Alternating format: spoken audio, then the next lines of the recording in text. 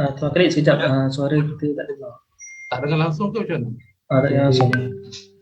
Sekejap Daripada awal lagi tak dengar. Semua kata. Dari awal tak dengar. Ya. Boleh ulang balik kot. Testing 1, 2, 3. 1, 2, 3. Dengar tak? Dengar. Semua kata. Okey, dah boleh dah. Silakan Tuan. Dari awal tak dengar. Ya. Boleh ulang balik kot. Boleh ulang. Alhamdulillah. Assalamualaikum warahmatullahi taala wabarakatuh. InsyaAllah kita mulakan sesi kita pada tengah hari ini dengan bacaan umum kitab Al-Fatihah.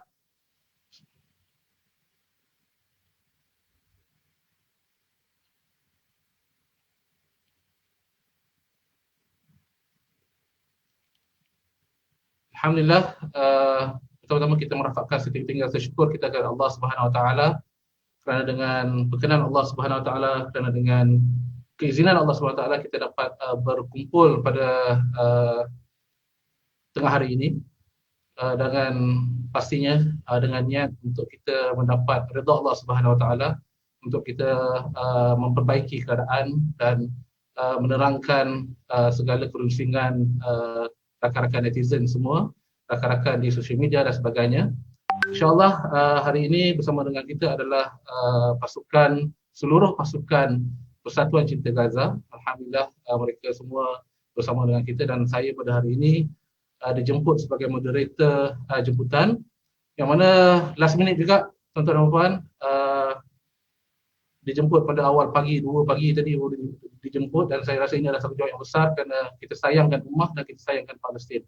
Baik, sebelum saya teruskan sesi pada hari ini, ingin saya kongsikan sebuah hadis yang mana Rasulullah SAW yang bermaksud Rasulullah SAW pernah bersabda, masih ada dalam sesuatu masa itu ada sekumpulan kumpulan yang menegakkan agama Islam dengan gagah perkasa menghadapi musuh sehingga tidak boleh dimudaratkan oleh penentang mereka, melainkan mereka menghadapi kesusahan sehingga datangnya ketetapan dari Allah Subhanahu Wa Taala, dan mereka tetap terus berjuang tanpa berganjak.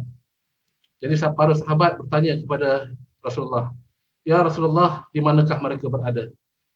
Maka Rasulullah SAW menjawab, "Di Baitul Maqdis dan sekitarnya." Hadis riwayat Ahmad dan At-Tabrani. Tuan-tuan dan puan yang dirahmati Allah, mungkin kita yang berada di dalam bumi Malaysia ini, bumi yang bertuah ini, kita tidak berada berdekatan dengan Al-Quds. Kita tidak berada di dalam lokasi yang berdekatan dengan Al-Quds dan sekitarnya. Tetapi kita berada di dalam, dan saya percaya orang yang datang melihat, menonton pada hari ini, anda adalah orang yang cakna tentang isu Palestin. Anda adalah orang yang ingin melihat Palestin dibebaskan. Anda adalah orang yang ingin melihat bagaimana kita boleh pergi ke Al-Aqsa, Al-Quds, untuk kita boleh salat dengan penuh kemegahan kita di bumi, di tanah suci haram yang ketiga untuk orang Islam. Dan saya percaya dengan kehadiran kita pada hari ini adalah sebahagian justifikasi kita untuk mengetahui perkara-perkara yang benar. InsyaAllah town hall kita yang kita bawakan pada hari ini akan tampilkan Tuan Nadir selaku CEO di Cinta Gaza Malaysia, dan juga kita akan tampilkan juri audit independen Tuan Faizal yang telah menjalankan kerja-kerja mengaudit Cinta Gaza Malaysia saban tahun. Dan pada masa yang sama juga kita akan menjawab segala persoalan, segala keraguan, kerunsingan masyarakat Malaysia dan juga netizen. Kami percaya Cinta Gaza dibangunkan atau ditubuhkan bukan hak milik Tuan Nadir. Cinta Gaza ditubuhkan bukan hak milik barisan ahli jawatan kuasa CGM, tetapi Cinta Gaza dibangunkan, ditubuhkan adalah amanah daripada seluruh rakyat Malaysia, dan bukan sahaja rakyat Malaysia, rakyat Muslim seluruhnya. Tuan-tuan dan puan yang dirahmati Allah Subhanahu Wa Taala, saya ingin menyingkap seketika siapakah Tuan Nadir. Mungkin di kalangan kita tak kenal siapa Nadir ni. Nadir Al-Nuri. Orang Melayu ke, orang mana ke? Tuan Nadir adalah seorang rakyat Malaysia pastinya. The only Malaysian yang menetap di bumi Gaza. Berumur 34 tahun. Dan merupakan graduan UMS.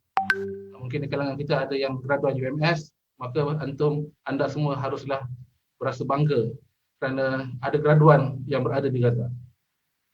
Baik, untuk tuan-tuan dan puan-puan, sewaktu Tuan Nadir belajar di UMS, beliau adalah seorang graduan sarjana muda Sains Marine. Walaupun pada tahun 2011 beliau melanjutkan pelajaran di Syria di Kolej Antarabangsa Damsyik dalam diploma Syariah dan Masyarakat. Walaupun beliau terpaksa pulang kerana Syria telah menghadapi peperangan dan mereka Tuan Nadir terpaksa dihantar pulang. Dan pada tahun 2013 Tuan Nadir melanjutkan pelajaran sarjana muda Syariah second degree di Universiti Islam Gaza di bumi Gaza. Jadi itu adalah antara sebab kenapa Tuan Nadir berada di Gaza. Dan sosok tubuh Tuan Nadir ini bukan orang yang dikenali. Beliau mengambil jalan untuk mengahwini rakyat Gaza. Mungkin orang fikir, oh nak kahwin dengan orang Arab cantik, hidung mancung dan sebagainya. Bukan. Beliau berkahwin dengan seorang balu syahid. Suaminya meninggal dalam peperangan. Isteri Tuan Nadir bernama Rim Al-Minawi, ya, yang mana mempunyai 5 orang anak. Sewaktu Tuan Nadir berkahwin pada tahun 2016, isteri Tuan Nadir, Puan Rim ini, dah ada 5 orang anak. Seorang anak muda mengahwini seorang balu. Kalau kita fikir, mungkin kita tak terjangkau fikiran kita. Okey, dan kemudiannya dari hasil perkahwinan tersebut, alhamdulillah dikurniakan dua orang anak lagi. Seorang lelaki dan seorang perempuan, Qamar dan juga Haurat. Qamar adalah yang muda, Haurat adalah yang sulung. Haurat adalah berumur 2 tahun setengah dan Qamar umur 1 tahun setengah. Jadi ini adalah sedikit latar belakang Tuan Nadir. Kalau kita pada umur 34 tahun, saya fikir kita masih lagi mengejar bagaimana ingin meningkatkan pendapatan isi rumah. Baru bermula berkahwin dan sebagainya, kita baru nak memulakan, kita sedang mencapai ataupun mengejar impian kita. Tetapi apakah impian Tuan Nadir? Gaza yang dalam keadaan yang tidak menentu. Apa keadaan ataupun apa suasana yang, kenapa Tuan Nadir memilih suasana tersebut? Jadi ini semua perkara yang perlu kita fikirkan.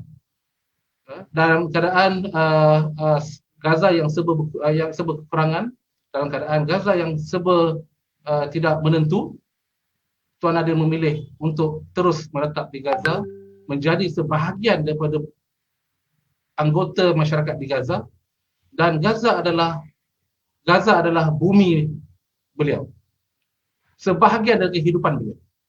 Jadi tuan-tuan dan puan-puan yang dirahmati Allah sekalian, tanpa memanjangkan kalam, saya ingin terus serahkan majlis ini kepada Tuan Nadir Al-Nuri untuk menceritakan bagaimana sejarah PGM atau Pencinta Gaza Malaysia, dan pada masa yang sama juga berkongsi dengan kita semua tentang perjalanan, projek, dana dan sebagainya yang diberikan kepada Cinta Gaza Malaysia.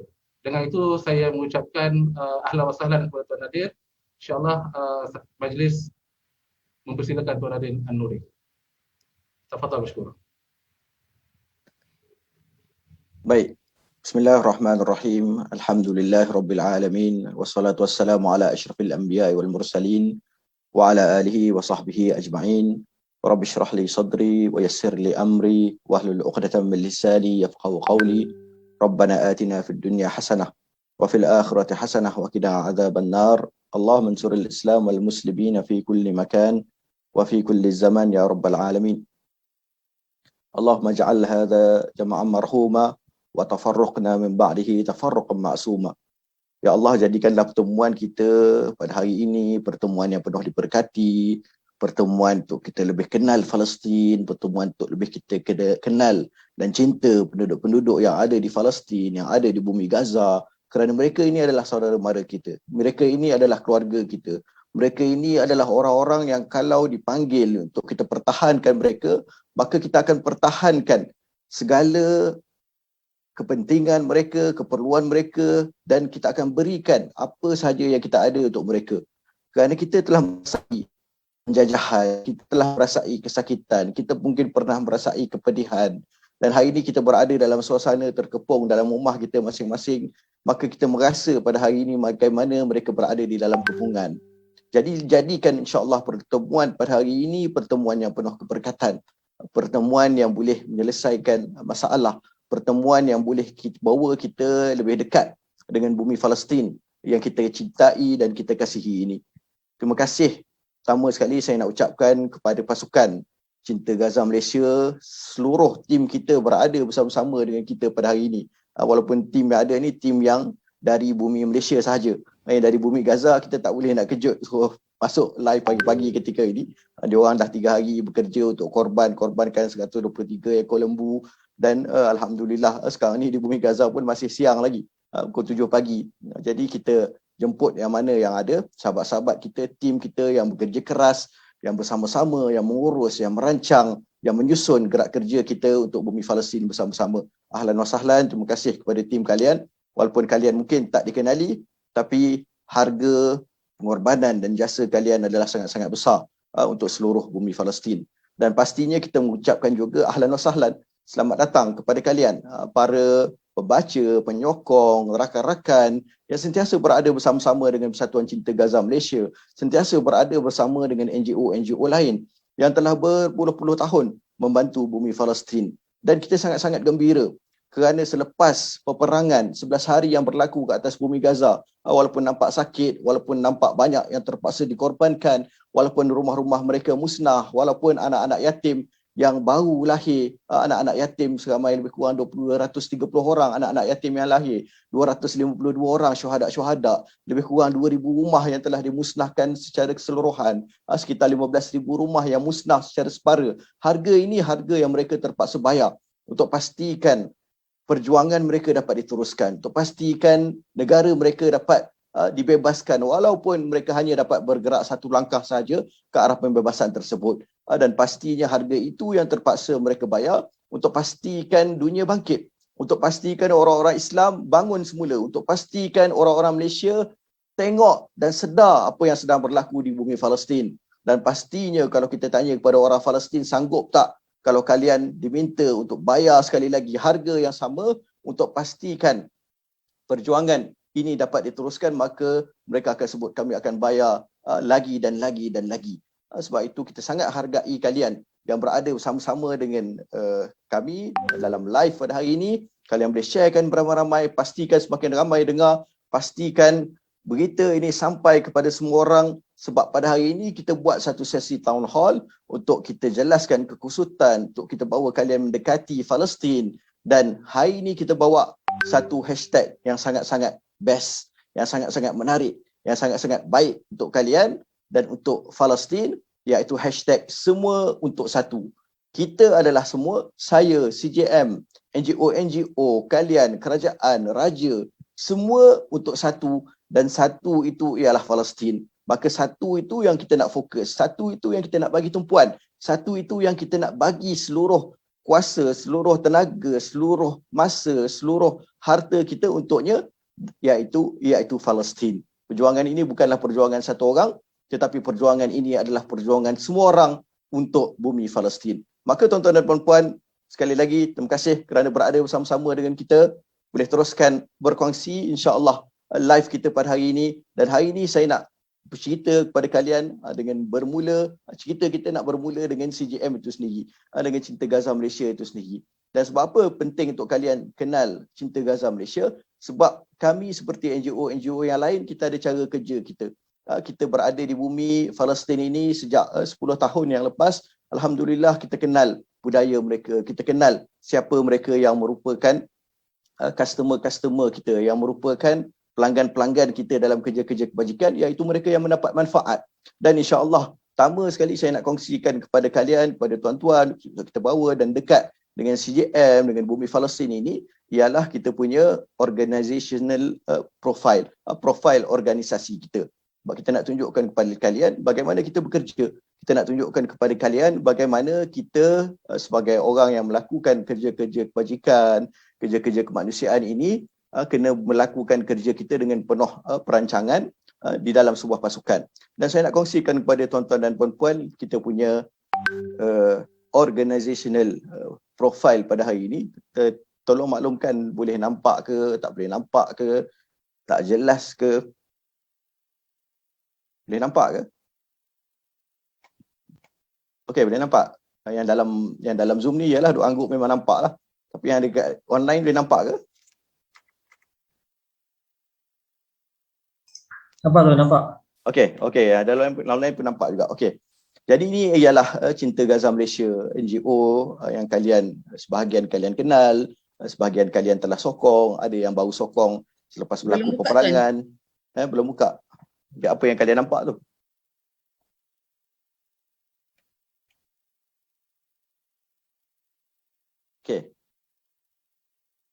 Okey, nampak.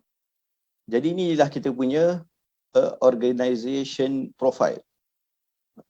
Dan organisasi profile ni kita nak ceritakan kepada kalian CJM tu apa motif dia, apa yang dia buat, kerja apa yang dia masuk campur di bumi Palestin, apa yang dia bantu. Dan ni kita punya inilah logo kita, sebab apa kita namakan CJM, dan beberapa perkara yang kita akan ceritakan bersama-sama. Saya rasa benda-benda yang lain ni nanti kalian boleh download saja dan boleh baca masing-masing. Kita akan naikkan kita punya Facebook page, kita akan naikkan di laman web kita semua, tak ada masalah. Tapi kita nak ceritakan benda-benda yang lebih utama, iaitu pertama sekali kita punya visi. Ni pun mungkin kalian boleh baca, kalian boleh tengok balik lah. Kita tak nak masuk terlalu mendalam. Iaitu visi kita untuk menjadi leading Southeast Asian organisation in providing solutions for Palestinian social economy by 2023. Dan juga kita punya mission untuk jadi sebuah organisasi yang bukan sahaja bagi bantuan, tetapi kita nak menjadi penyelesai masalah. Kita nak jadi solusi kepada apa yang sedang didepani oleh penduduk-penduduk di bumi Palestin. Dan untuk kita jadi solusi ini, kita tak boleh duduk ataupun datang tengok apa isu yang sedang mereka hadapi dan kita selesaikan. Tapi ia perlukan proses, ia perlukan kajian, ia perlukan satu perjalanan yang sangat panjang yang kami cuba lakukan bersama-sama dengan rakan-rakan NGO yang lain, dengan support pastinya daripada rakyat Malaysia yang cukup-cukup pemurah, yang cukup-cukup supportif bila kita bercakap tentang isu Palestin. Jadi ini ada beberapa strategik objektif kita yang perlu kita terangkan kepada kalian supaya kalian tahu cara kerja kita. Bila kita terangkan nanti beberapa isu yang berbangkit, kalian tahu, oh rupanya mereka buat begini kerana ini. Yang pertama sekali kita letakkan dalam sebuah NGO, khususnya dalam Cinta Gaza Malaysia, kita kena capai stakeholder satisfaction. Orang-orang yang dapat bantuan daripada kita, mereka kena berpuas hati dengan bantuan yang mereka dapat. Mereka kena rasa seronok. Mereka kena rasa, diorang ni datang bukan untuk bagi sedekah kepada aku. Diorang ni datang sebagai saudara aku. Mereka ini datang sebagai orang yang sayang kepada aku. Dia nak bersama-sama dalam perjuangan aku. Jadi masa kita bagi bantuan apa bentuk sekalipun, pada masa yang sama kita bagi dia sokongan moral, kita bagi dia support. Kerana sebenarnya itu yang lebih mereka hargai dan itu yang lebih besar untuk mereka di bumi Palestin. Jadi kita tumpukan kepada stakeholder satisfaction. Kemudian kita tumpukan kepada effective collaboration. Sebab tu kita akan tunjukkan kepada kalian, ya Allah, banyaknya NGO yang kita bekerjasama bersama-sama dengan mereka sebab kita perlu ada kolaborasi yang jelas. Kerjasama kita dengan kerajaan tempatan yang berada di bumi Gaza contohnya, kerjasama kita dengan NGO lain yang nak buat kerja-kerja yang sama, kerjasama kita dengan kerajaan kita di Malaysia, kerjasama kita dengan orang-orang penerima bantuan itu sendiri. Kita kena ada kolaborasi yang sangat-sangat berkesan. Kemudian kita buat kerja-kerja kita tak nak semua projek yang kita buat projek one off. Kena ada juga projek yang sustain, yang mapan, yang lestari, yang boleh kekal, dan boleh berikan manfaat berterusan kepada orang yang menerima bantuan. Dan pada masa yang sama kita cuba buat kajian-kajian, kita cuba mendekati orang yang berminat dengan isu Palestin untuk kita bagi mereka pengetahuan tentang isu Palestin itu sendiri dengan kita punya strategic objektif yang keempat, iaitu knowledge excellence. Tuan-tuan dan puan-puan, ni ada beberapa benda yang kalian boleh tengok nanti kemudian. Ini kita punya organisation chart. Kita ada first kali, layer yang paling pertama sebenarnya kita ada jawatan kuasa sebagaimana NGO yang lain, dan ahli jawatan kuasa ini mereka yang terlibat dalam meeting tahunan, mereka ini yang bantu pantau, mereka ini yang menasihati CJM sekiranya kita terkeluar daripada jalan yang sah, jalan yang benar, tersesat sikit kiri ke kanan, maka kita dinasihati oleh jawatan kuasa ini. Dan di bawah jawatan kuasa, ahli jawatan kuasa yang paling atas, dia ada pihak pengurusan, iaitu SISUD. Dan SISUD ni saya ketuai sebagai Chief Executive Officer. Kita ada Tuan Johan, kita ada Salamah. Ada yang menarik yang kalian boleh nampak kat sini, sebenarnya kita ada tim daripada Gaza juga yang kita naikkan mereka untuk mereka jadi head di bumi Gaza ini. Jadi saya sebenarnya bukan ketua di bumi Gaza. Saya tidak mewakili CJM di Gaza, saya mewakili CJM di Malaysia sebagai CEO, tetapi CJM di Gaza ini dia ada ketuanya, iaitu Al-Akh Alak Mansur ini yang merupakan head of project di bumi Gaza.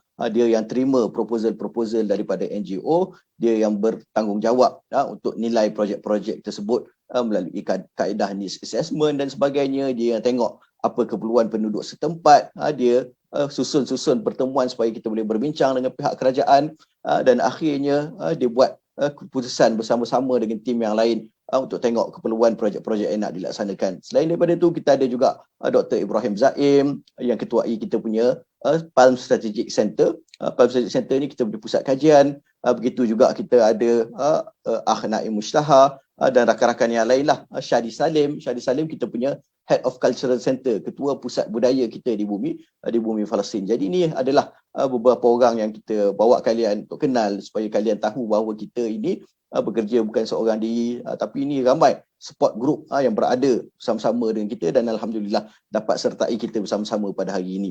Jadi ada beberapa benda lah yang kita masuk campur, yang kita bantu di bumi Palestin ini, yang melibatkan perkara-perkara sosial, yang melibatkan perkara-perkara ekonomi dan melibatkan kerja-kerja kecemasan ataupun emergency. Dan sebagaimana yang kalian nampak, kita tulis dekat dalam ni, untuk permulaan dan untuk masa ini, CJM menumpukan kepada kerja-kerja sosial yang meliputi education, health, livelihood, wash, culture dan advokasi itu 75%, dan projek-projek ekonomi kita bagi peluang pekerjaan kepada para pemuda dalam di bumi Gaza ini sebanyak 20%. Sebanyak 20%. Tetapi menjelang tahun 2023, bila kita capai kita punya strategic plan ini, kita sasarkan insya-Allah ekonomi akan jadi lebih dominan daripada sosial, yang mana sebabnya kita akan tunjukkan kepada kalian sekejap lagi. Ini projek kita di bidang pendidikan. Kita ada sebuah sekolah Malaysia, dan insya-Allah tahun ini kita akan buka lagi satu sekolah Malaysia untuk perempuan. Kita bagi sumbangan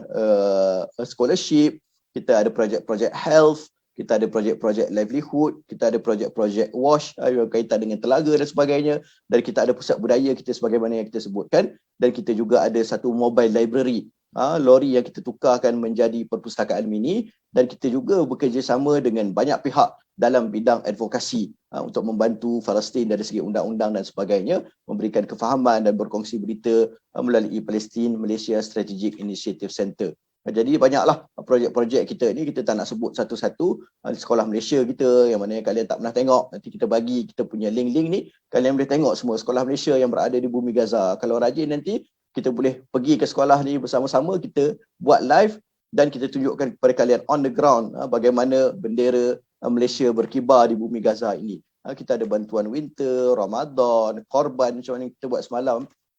Begitu juga projek kita yang besar dan penting, projek Malaysian Incubator kita, untuk kita bagi peluang pekerjaan kepada para pemuda, dan pastinya projek emergency yang banyak kita libatkan diri pada bulan Mei yang lepas bila mana berlaku peperangan. Begitu juga projek yang paling utama yang saya rasakan perlu diberikan perhatian dan tumpuan di bumi Gaza, iaitu projek Home for Humanity. Tuan-tuan dan puan-puan, siapa yang nak tengok kertas kerja ni, nanti profil ni nanti boleh turunkan di laman masing-masing. Kita semua tim akan turunkan di laman masing-masing. Kita akan turunkan di laman infakpalestin.com, kita punya laman web rasmi, dan juga saya akan naikkan nanti di Instagram dan sebagainya, di Telegram dan sebagainya, supaya kalian boleh tengok apa yang kita lakukan. Tuan-tuan dan puan-puan, kita ada dah di Bumi Gaza dalam tempoh yang cukup panjang. Kita bekerjasama dengan semua stakeholder yang diperlukan untuk menjadikan projek kita projek-projek yang paling berkesan. Jadi kerjasama kita adalah dengan NGO yang sangat banyak di Bumi Gaza ini. Kita ada kerjasama dengan, kalau sebelum daripada perang, kita ada kerjasama dengan lebih daripada 20-30 buah NGO. Tetapi selepas peperangan, bila kita dijadikan wakil untuk beberapa gabungan seperti My Aqsa Defenders, wakil untuk gabungan Aid for Palestine dan sebagainya, hari ini alhamdulillah Cinta Gaza Malaysia, walaupun mungkin kalian tak pernah dengar, walaupun kami ini kecil saja, walaupun kami ini kerdil saja, tetapi alhamdulillah kami diberi kepercayaan sebenarnya oleh hampir 200 buah NGO di Malaysia untuk sampaikan bantuan ke bumi Palestin. Dan alhamdulillah sehingga kini tak ada lagi orang query dan tanya kenapa tak buat gini, kenapa tak buat begini, bantuan saya tak sampai begini dan sebagainya. Dan ini adalah sedikit bahanlah kita punya liputan yang dibuat oleh akhbar-akhbar utama dan sebagainya. Maka ini adalah kita punya company profile ataupun kita punya organisation profile. Kalian boleh tengok bersama-sama, kalian boleh kaji bersama-sama nanti, dan apa-apa yang kalian nak kongsikan, nak bagi cadangan, nak bagi nasihat, insya-Allah kita boleh dengar bersama-sama. Yang seterusnya saya nak pergi kepada satu slide sebelum saya berikan peluang kepada kita punya financial advisor kita, Tuan Faizal, untuk bentangkan tentang kita punya expenses dari segi perbelanjaan untuk beberapa tahun belakangan ini dan sebagainya. Tapi sebelum daripada itu, saya nak pergi satu slide yang menerangkan kepada kita berkenaan dengan berkenaan dengan kesimpulan kepada semua yang kita sebutkan tadi, proposal yang kita sebutkan tadi, kesimpulan dia apa? Kesimpulan dia kita boleh simpulkan dalam satu slide ini. Saya rasa kalian boleh nampak ke? Ni masalah online ni semua kena dikawal dari jauh. Okey. Boleh nampak? Nampak. Alright. Yang online boleh nampak? Yang orang yang dalam ni boleh cuba komen sikit, nampak, tak nampak, okey, tak okey. Nampak, okey, saya pun tak nampak. Kalian tulis nampak ke tak nampak, tapi saya rasa nampak kot. Kalau tak nampak nanti maklumkanlah. Jadi kita sebutkan bahawa kita punya isu yang pertama yang kita nak sebutkan ialah kita kena mengurus NGO secara profesional. Dan bila mana kita sebutkan kita mengurus NGO secara profesional ini, kita kena rasakan macam kita urus NGO kita sebagai dari segi pengurusan seolah-olah kita sedang mengurus bisnes. Orang yang ada bisnes ni bagaimana dia mengurus bisnes dia? Dia boleh overtime, tak ada masalah. Dia boleh letakkan seluruh tenaga yang dia ada, tak ada masalah. Dia boleh bagi masa dia, tak ada masalah. Dia boleh urus kerja dia dengan begitu berkesan. Kalau dia ada kedai contohnya, dia nak cari barang yang paling murah supaya dia boleh jual balik di kedai dia dan dia dapat keuntungan maksima. Dia buat mesyuarat setiap minggu, setiap 2-3 hari kena ada meeting untuk pastikan kerja-kerja di dalam bisnes dia berjalan dengan baik.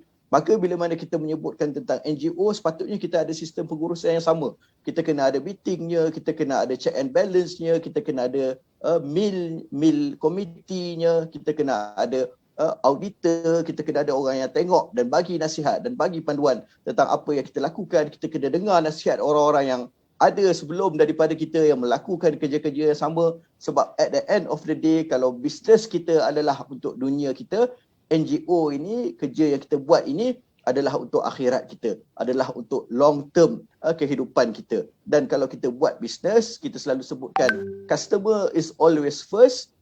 Di bumi Gaza dan di bumi lain, di tempat-tempat lain yang kita buat kerja-kerja kemanusiaan dan kebajikan, kita kena faham juga bahawa the customer is always first. Kita punya pelanggan itu, orang yang menerima manfaat itu, mereka yang kita kena dahulukan, mereka yang kita kena hormati. Sebab itulah tuan-tuan dan puan-puan, bila ada netizen yang tanya, sebab apa Nadir dia kata kena beli barang di dalam bumi Gaza, janganlah beli barang di tempat yang lain.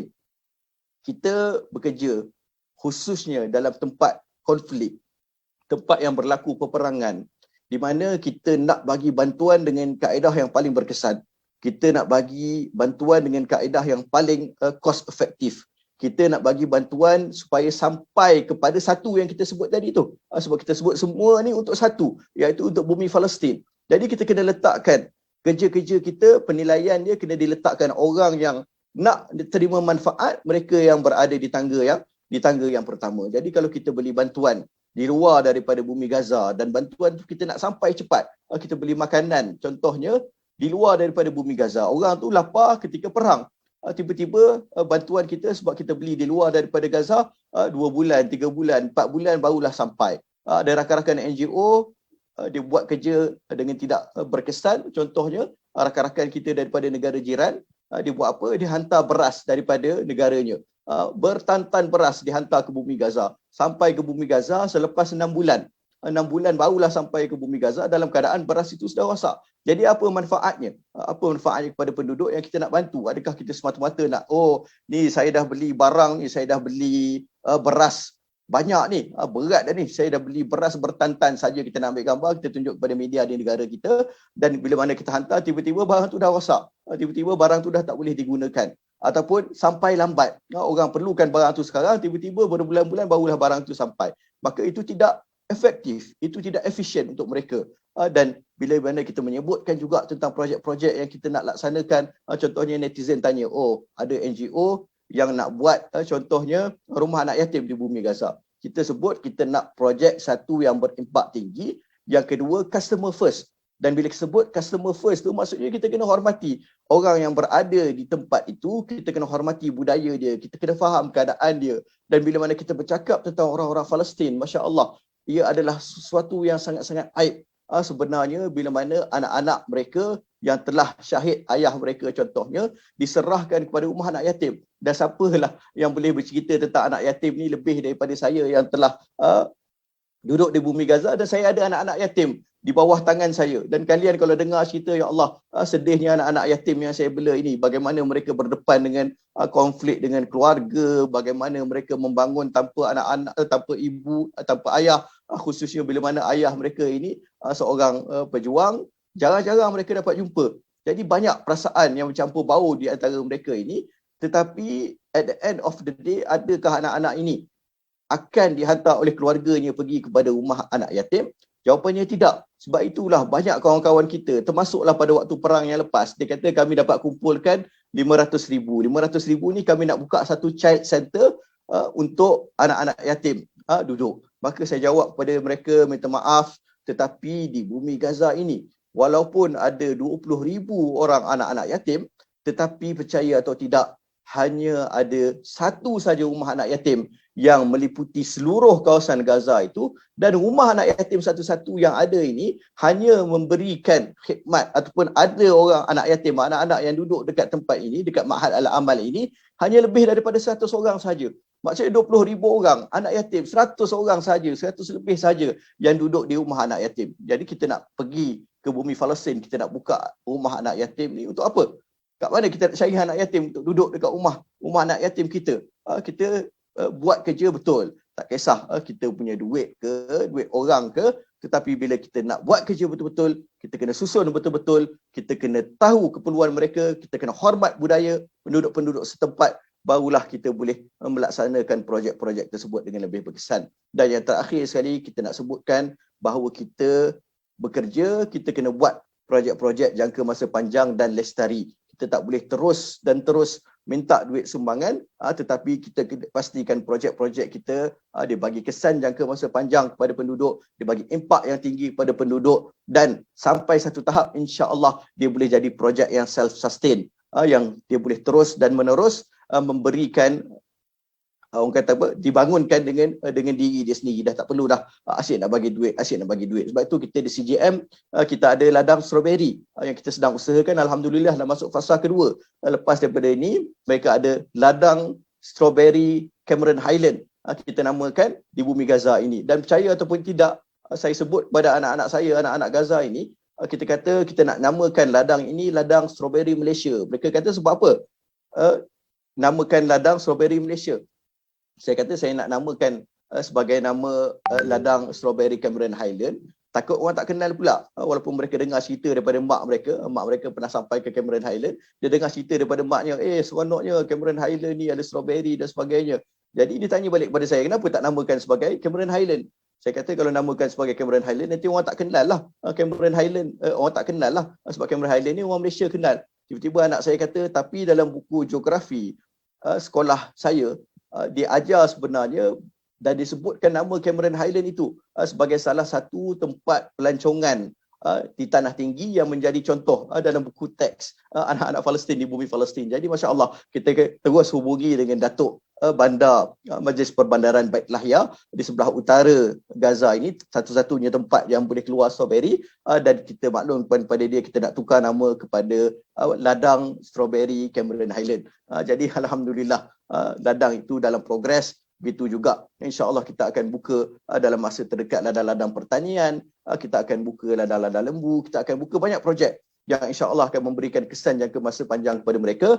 Dan saya rasa tim pun akan sharekan link-link yang kalian boleh klik, kalian boleh tengok projek-projek jangka masa panjang yang sedang kita lakukan di bumi Gaza.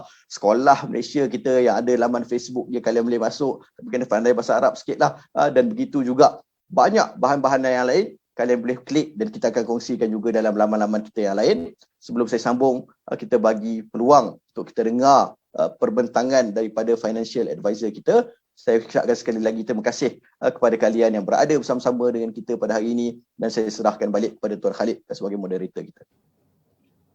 Jazakumullah khair, Tuan Nadir. Saya fikir sebagai seorang profesional NGO dan juga professional governance officer, professional officer untuk NGO ni, saya lihat penerangan yang Tuan Nadir berikan adalah sangat jelas berdasarkan fakta, dan saya fikir masyarakat masih mahu mengetahui tentang kewangan. Berapa Tuan Nadir ambil, berapa gajinya dan sebagainya. Ada yang mengatakan tentang 20 USD, 40 USD. Inilah numbers yang naik sentiasa di ruang chatting ataupun di ruang live chat ni. Ada cerita pasal 20 juta dan sebagainya. Tak ada masalah. InsyaAllah saya fikir elok untuk kita teruskan sesi town hall kita pada kali ini kepada Tuan Faizal sebagai seorang bukan staff CGM, tetapi adalah seorang auditor dalaman, juru audit dalaman yang bukan sebahagian daripada CGM. Beliau adalah orang yang independen, datang membuat periksa kira-kira dan sebagainya. Jadi saya fikir elok kita serahkan kepada Tuan Faizal untuk membentangkan atau berkongsikan berkaitan dengan numbers, nombor-nombor, angka-angka yang boleh kita tunjukkan. Silakan Tuan Faizal.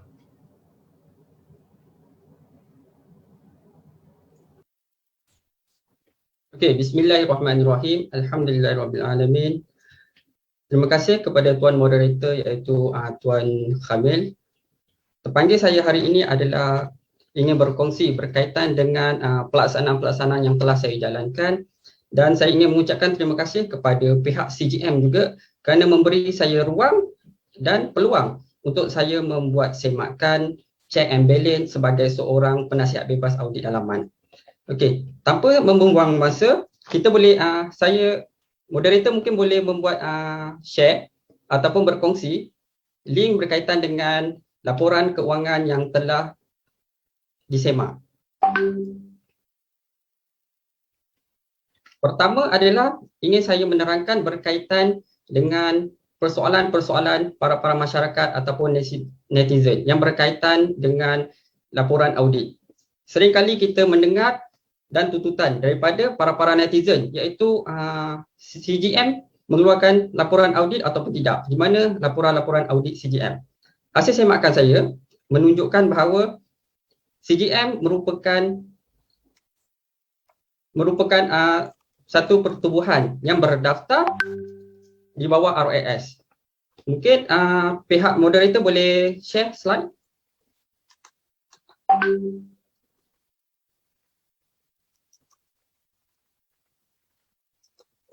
Pihak moderator boleh share slide? Sebentar ya.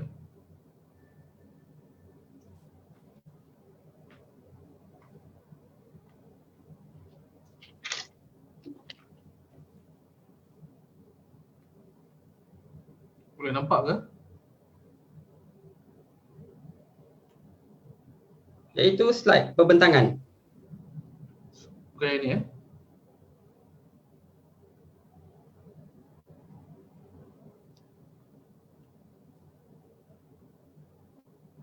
Mohon maaf, siapa yang pegang slide pembentangan ya?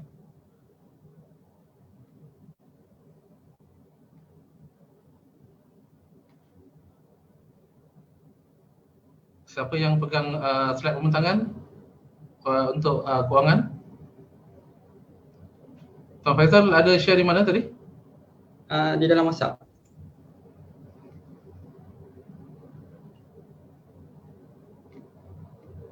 Boleh Tuan Faizal share terus dari situ? Ataupun okey, baik, saya sebab saya tak dapat. Sekejap saya share ya. Ya.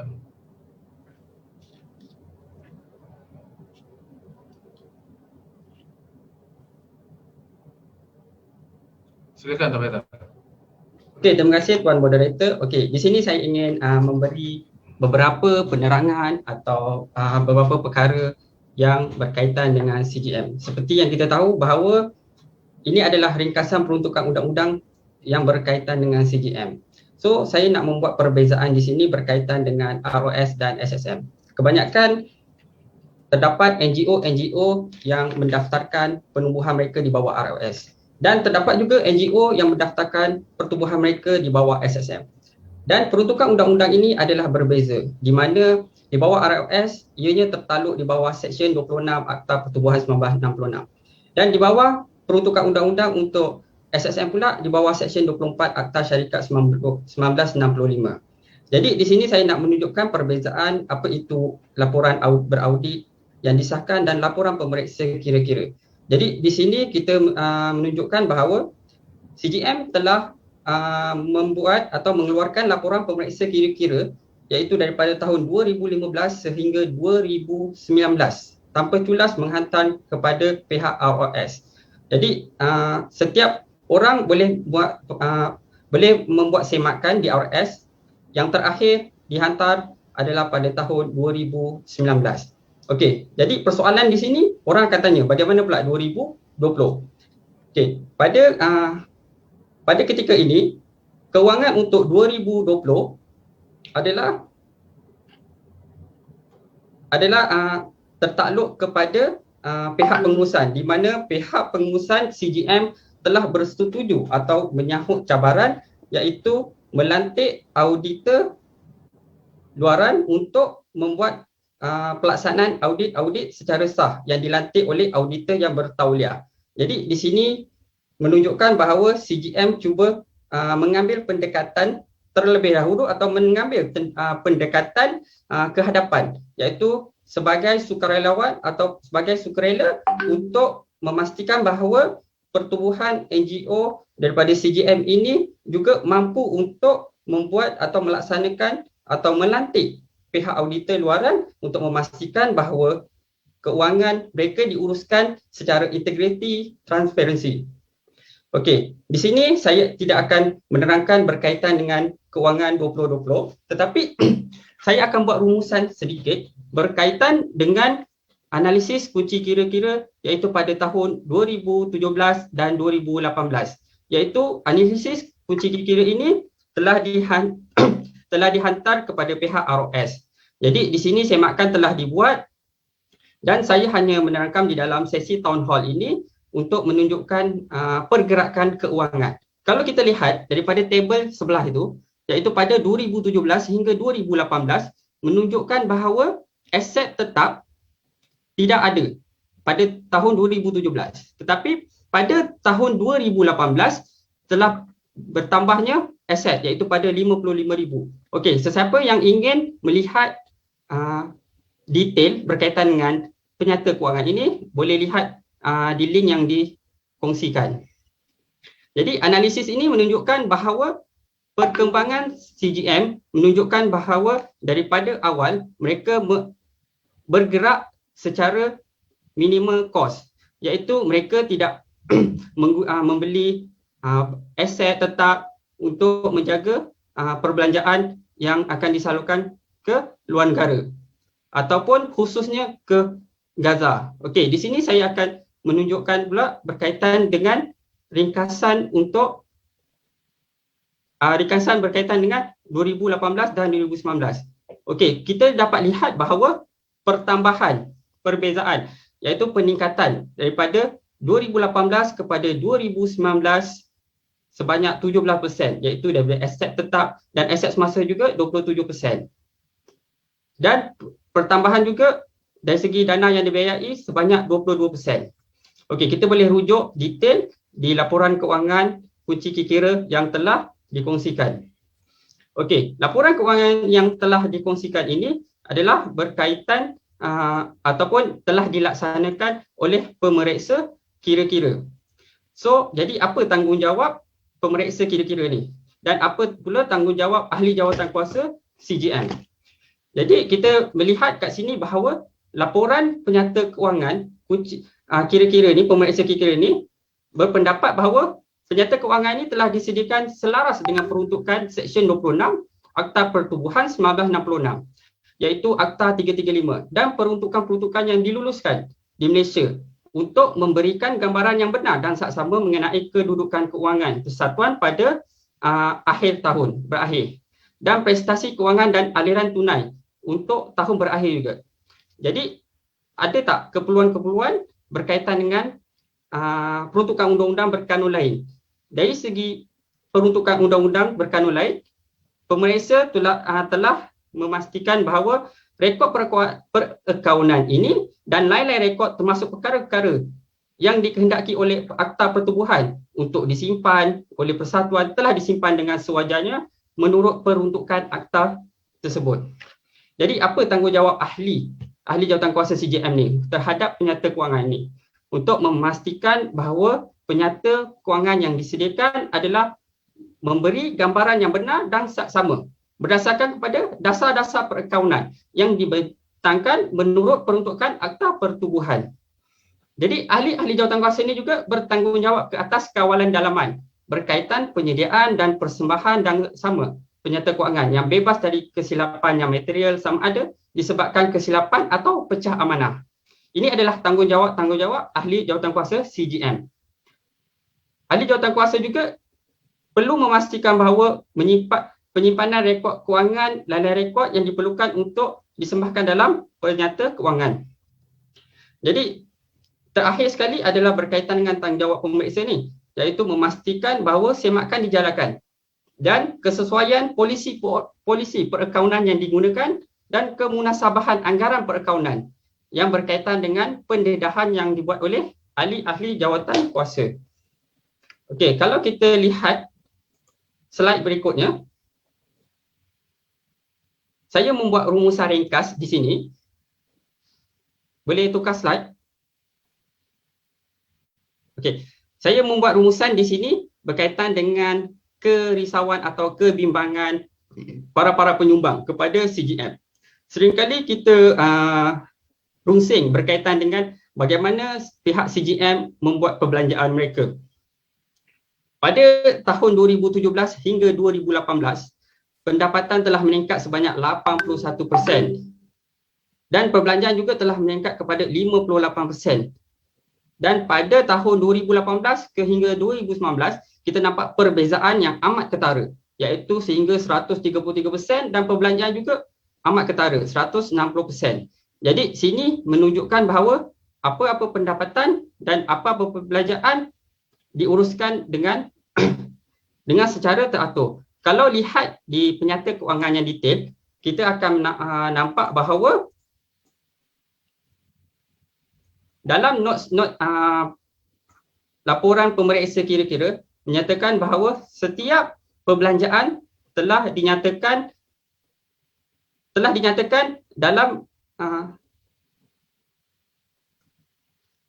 okey, boleh rujuk kepada laporan detail.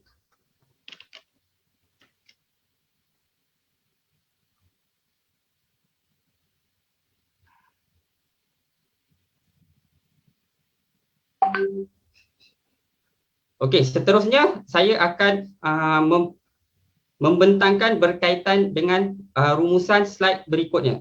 Boleh Tuan Moderator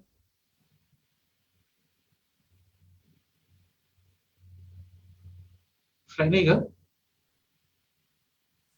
Ya, betul. Okey, di sini perkara yang paling penting berkaitan dengan kos pengurusan, di mana kita sering menimbulkan kerisauan atau kita sering rungsing berkaitan dengan berapa banyak kos pengurusan yang telah diambil oleh pihak CGM.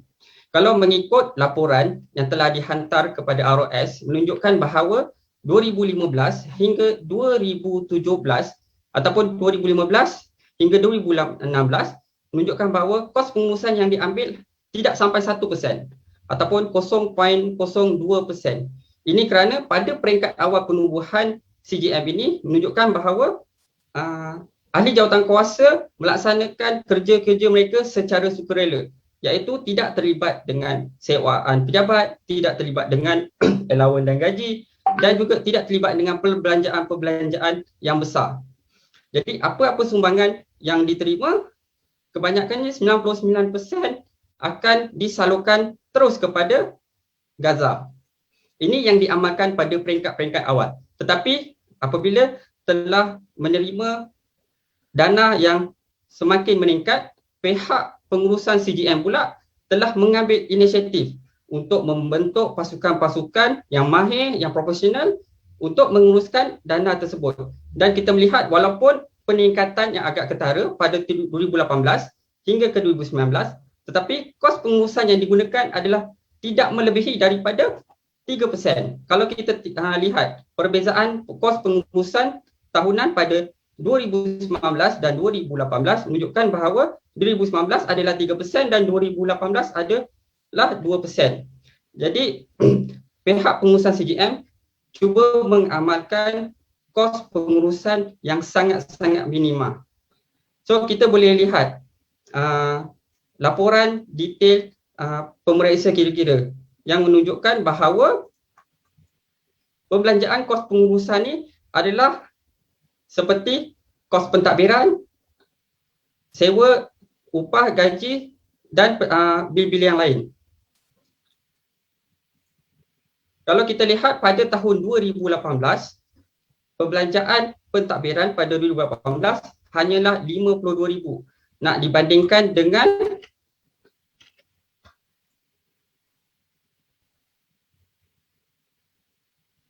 pendapatan yang diterima iaitu sebanyak 2.2 juta.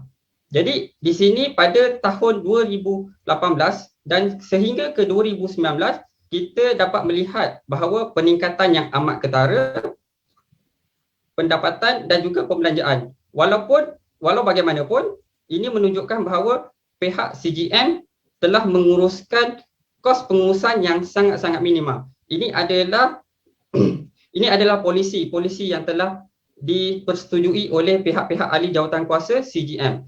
Sehingga 2020 dan 2021 juga mereka meletakkan satu kos pengurusan yang lebih tinggi untuk memastikan bahawa mereka dapat bersaing ataupun dapat memastikan bahawa mereka memiliki pasukan-pasukan yang dapat melaksanakan kerja dengan lebih baik. Okey.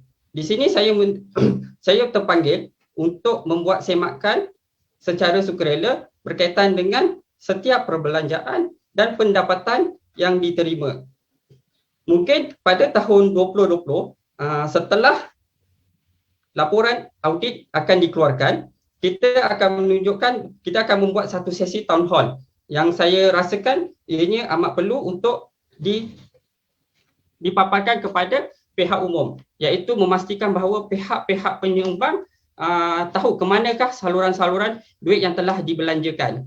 Cuma pada sesi town hall pada kali ini kami akan membentangkan atau saya hanya mengulas berkaitan dengan laporan-laporan yang telah dihantar kepada pihak ROS. Sebagai penutup di sini, saya ingin menambah berkaitan perancangan-perancangan akan datang, iaitu dari segi pengurusan keuangan. Kita dapat lihat bahawa inisiatif atau perkara-perkara inisiatif atau tindakan yang CGM ambil adalah untuk memastikan compliant atau integriti berkaitan pengurusan keuangan ini adalah dijaga dengan baik, iaitu dengan melantik atau memberi peluang kepada profesional-profesional sukarelawan untuk membantu bersama-sama untuk membuat semakan terhadap pertubuhan CGM ini. Kerana CGM ni bukan dimiliki oleh individu atau orang kata ianya dimiliki oleh Tuan Nadir, tetapi ianya dimiliki oleh semua rakyat Malaysia. Jadi semua penyumbang atau rakyat Malaysia berhak untuk mengetahui ke mana proses pos pengurusan yang dijalankan dan bagaimana ia dibelanjakan. Jadi kat sini saya ingin menyeru bahawa semua orang boleh terbuka untuk membuat semakan ataupun membuat check and balance.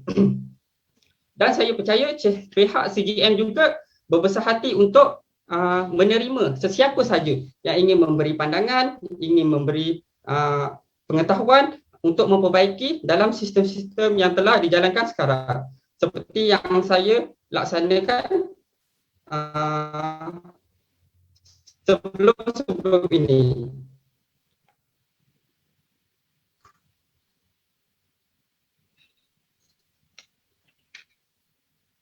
Okey, berkaitan dengan iaitu berkaitan dengan dengar ke? Boleh dengar. Teruskan. Teruskan Tuan Faizal. Sebagai penutup untuk saya serahkan kepada pihak moderator. Okey, saya ingin menyeru juga kepada semua NGO bahawa walaupun kita berdaftar dengan pihak RS, tetapi kita mengambil tanggungjawab sosial untuk memastikan para penyumbang kita mengetahui bahawa setiap perbelanjaan dan sumbangan yang disalurkan itu adalah digunakan dengan cara yang betul ataupun lebih berkesan dalam prinsip yang paling optimal. Okey, mungkin saya boleh serahkan semula kepada Tuan Khalid. Terima kasih banyak Tuan Faizal atas pembentangan kewangan tersebut. Masya-Allah. Saya rasa ini kali pertama saya melihat pembentangan ini. Dan saya nampak ada beberapa soalan bila sebut tentang tahun 2020 mana perginya, ya. Seperti mana Tuan Faizal sebut tadi, tahun 2020 adalah kita mengambil extra mile dengan kita menghantar untuk tujuan audit dan mungkin makan sedikit masa. Dan bermula tahun 2020 adalah satu langkah berbeza apabila kita menjemput untuk kita mengambil langkah yang lebih proaktif untuk kita diaudit secara profesional juga. Baik, alhamdulillah. Ada beberapa soalan yang saya nampak, sumbangan bagaimana, saya dah ada umur dah ni, tapi sumbangan nak bagaimana? Tadi dah sebut dah di atas tadi dah nampak sumbangan ke mana, tapi masih bertanya tahun ni buat apa, projek apa, 20 juta mana? Tak sebut pun pasal 20 juta. Kemudian kos pengurusan tadi, saya terkejut dengan nilai 3%. Saya tak pasti macam mana pengurusan CGM dapat boleh turunkan sehingga 3%. Tak ada masalah, nanti kita pulangkan semula sesi ini kepada Tuan Nadir. Kemudian apa projek yang dibuat tahun ni dan sebagainya. Mungkin saya boleh pulang semula sesi ini kepada Tuan Nadir untuk selain daripada untuk menjawab soalan-soalan netizen ini, saya percaya ada juga soalan-soalan yang saya akan hantar kepada Tuan Nadir sebentar lagi. Jadi insya-Allah saya serahkan semula kepada Tuan Nadir untuk menjawab segala kerusingan yang ada.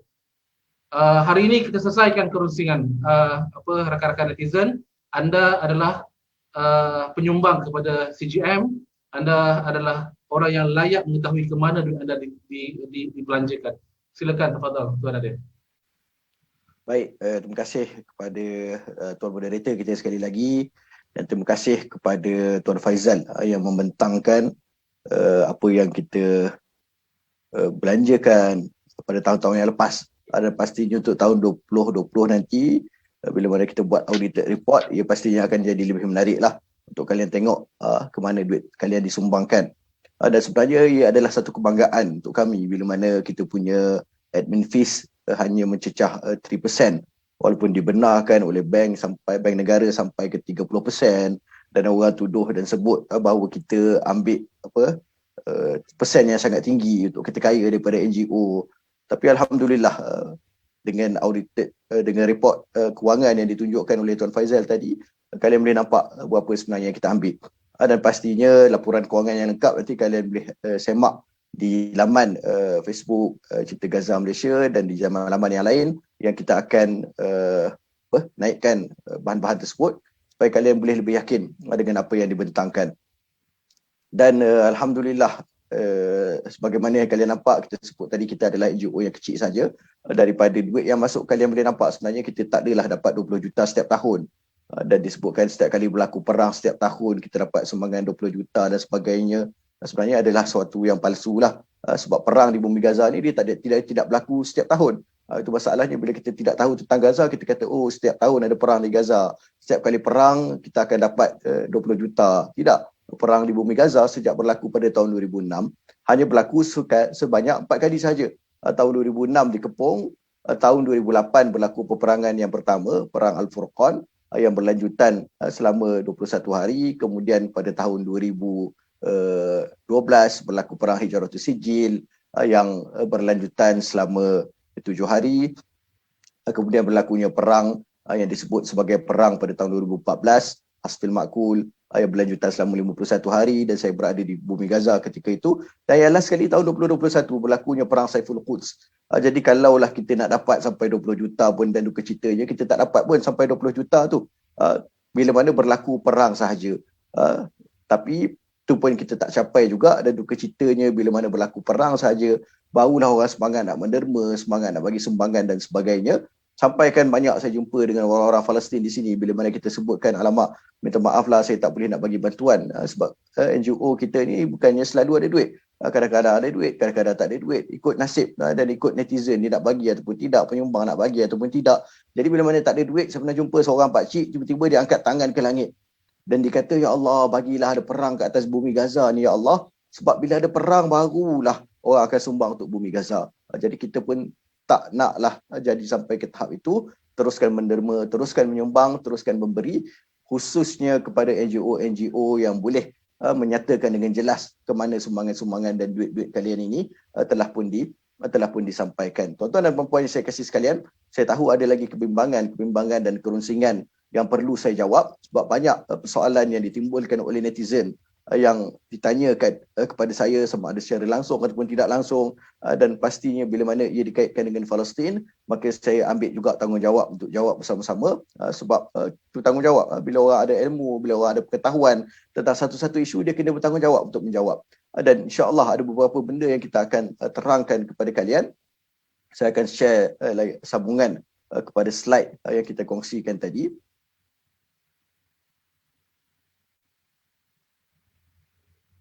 Yang pertama sekali, kita dalam sesi menjawab kerunsingan di peringkat netizen, kita nak jawab beberapa persoalan. Yang pertama sekali yang ditanyakan kepada kita, adakah betul bila mana ada NGO yang masuk melalui syarikat Lucky Tours, ini dia lebih baik daripada masuk melalui Miles of Smiles? Yang pertama sekali saya nak jelaskan bahawa bumi Gaza ini bukannya tempat pelancongan.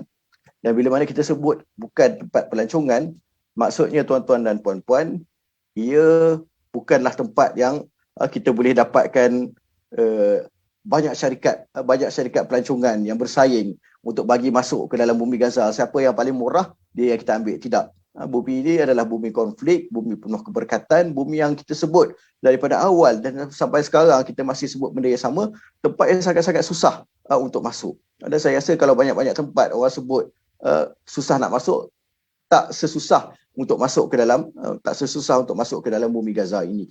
Dan sebab itulah kita sebutkan bahawa syarikat yang ada untuk menguruskan orang masuk ke dalam bumi Gaza, saya sebut sebagai syarikat bisnes, syarikat perniagaan, hanyalah satu syarikat saja yang nama rasmi dia dikenali sebagai Lucky Tours, dan nama tidak rasmi dia ataupun nama yang orang tempatan kenal, orang Gaza kenal, yang semua orang di Gaza ini tahu berada di bawah pihak intelligence di Mesir, yang mana ketua ataupun timbalan ketua kepada intelligence di Mesir ini ialah anak kepada Presiden General As-Sisi. Dia yang memiliki syarikat ini, syarikat hala ini. ataupun syarikat Lucky Tours ni, bagilah nama, nak bagi nama apa pun, ia adalah satu syarikat sahaja. Bukannya banyak syarikat dengan nama-nama yang berbeza yang kita boleh compare harga dan sebagainya.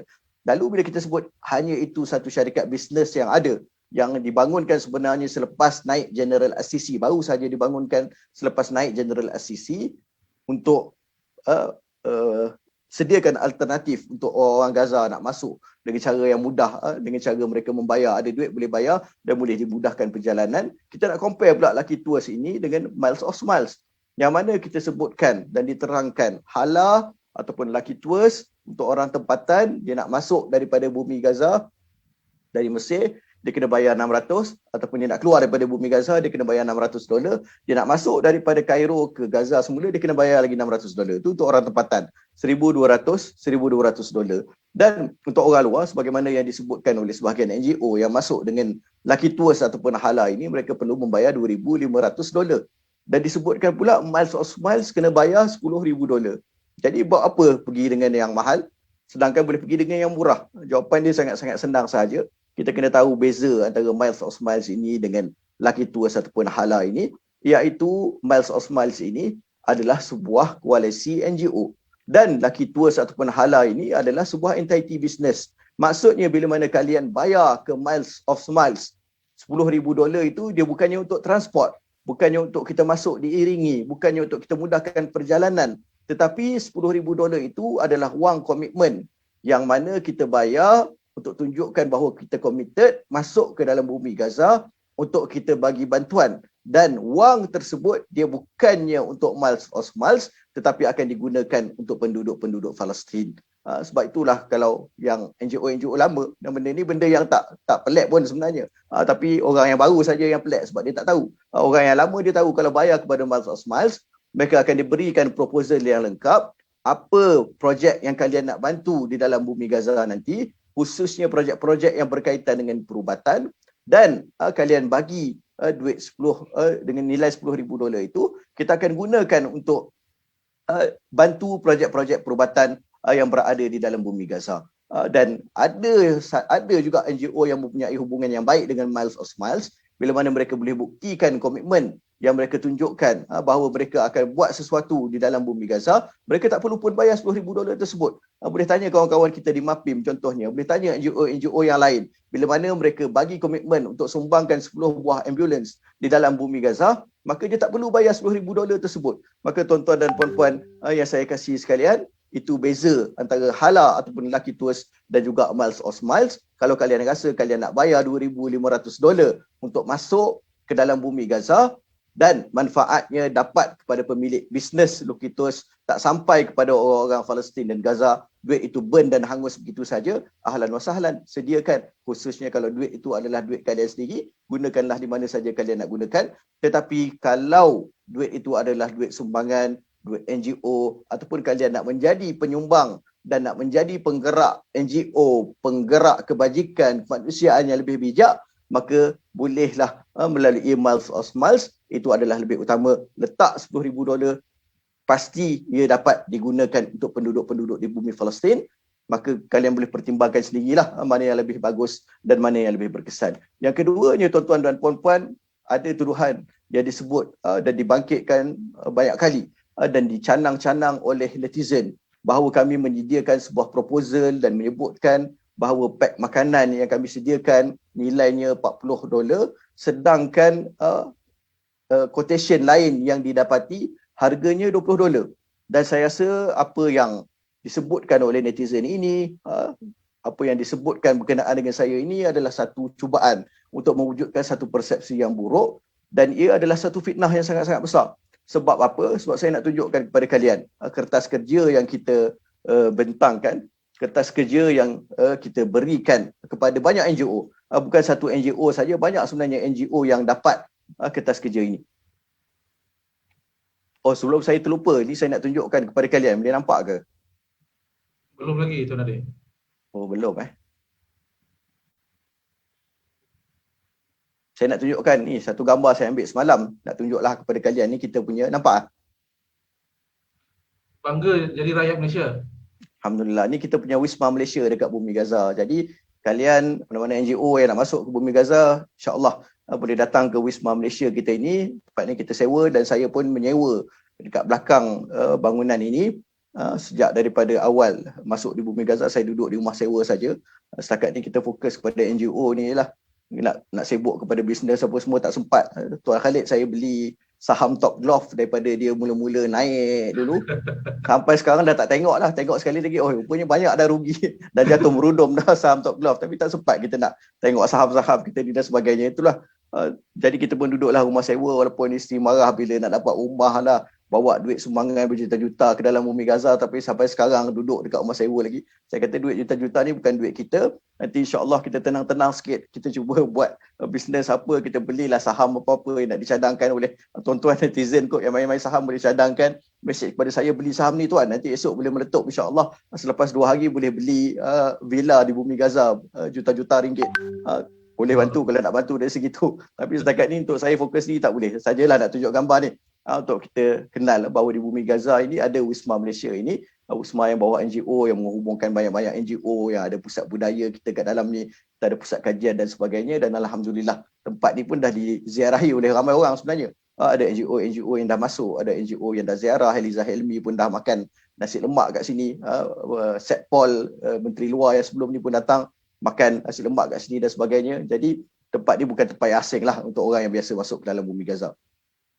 Jadi yang saya nak tunjukkan kepada kalian tadi, yang kita sebutkan beberapa benda.